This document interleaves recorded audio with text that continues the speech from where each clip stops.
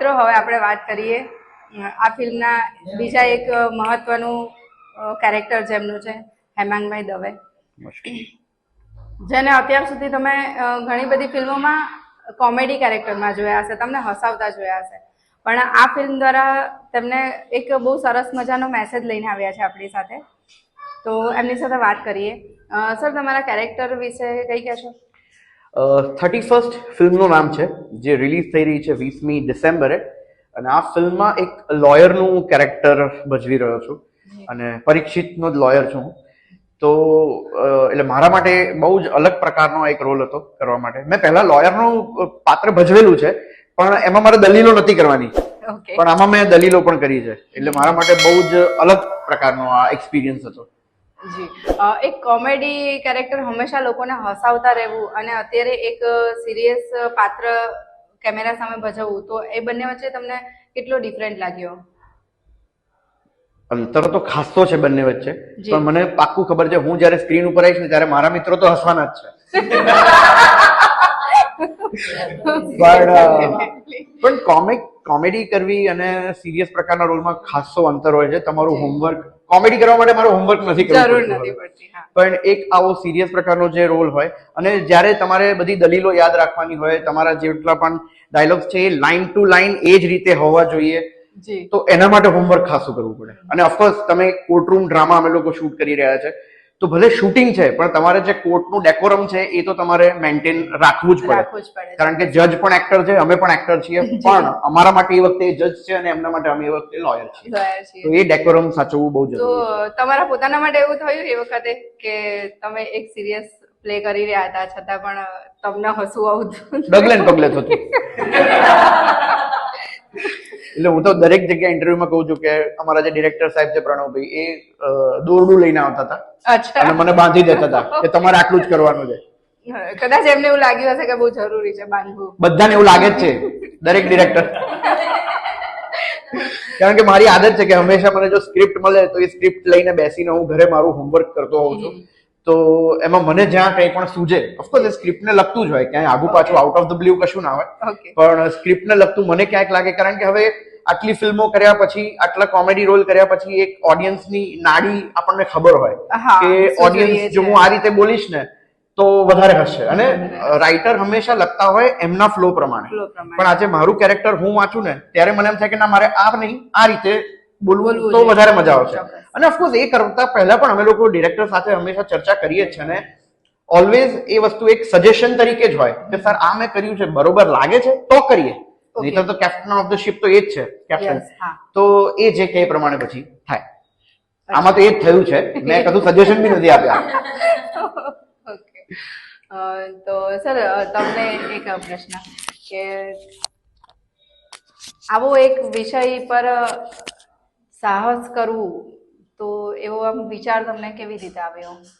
મારે પહેલેથી જ, હું ફિલ્મ મેકિંગનો સ્ટુડન્ટ રહી ચૂક્યો છું અને મને પહેલેથી એવું લાગે છે કે એક જ પ્રકારની ફિલ્મો તો બનવી જ ના જોઈએ.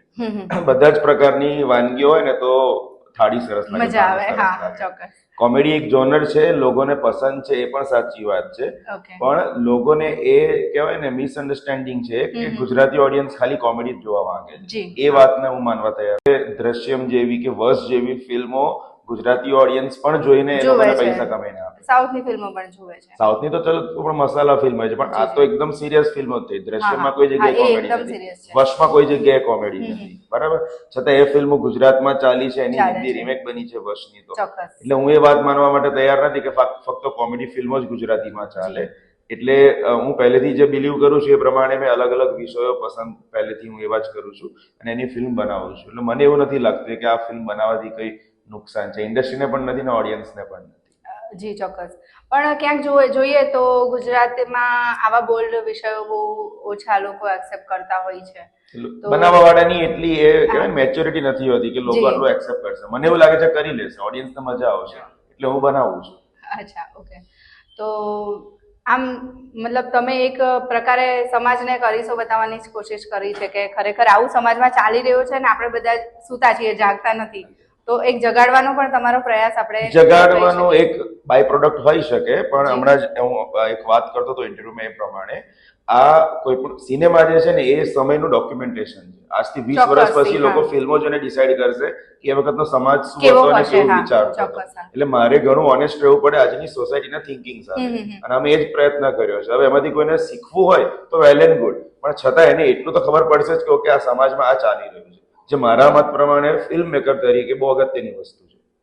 જી, દરેક વસ્તુ ફિલ્મમાં ખોટી અને સારી અને ખરાબ દરેક છાપ છોડતી હોય છે દરેક પ્રકારની.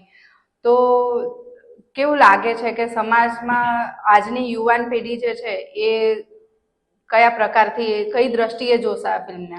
મને એક વસ્તુ બહુ સરસ છે, યુવા પેઢી વધારે ઓનેસ્ટ છે, મને એવું લાગે. હિપોક્રેસી ઓછી છે આજની યુવા પેઢીમાં. જે પણ છે એ તમને સીધું મોઢા પર જ કહી દે છે. એટલે જે પણ જો ફિલ્મમાંથી એમને સારું લાગ્યું હશે તો તરત અમને મળી જ જશે રિવ્યુઝમાં, અને જો ખરાબ પણ લાગ્યું હશે તો એમાં પણ મળી જ જશે.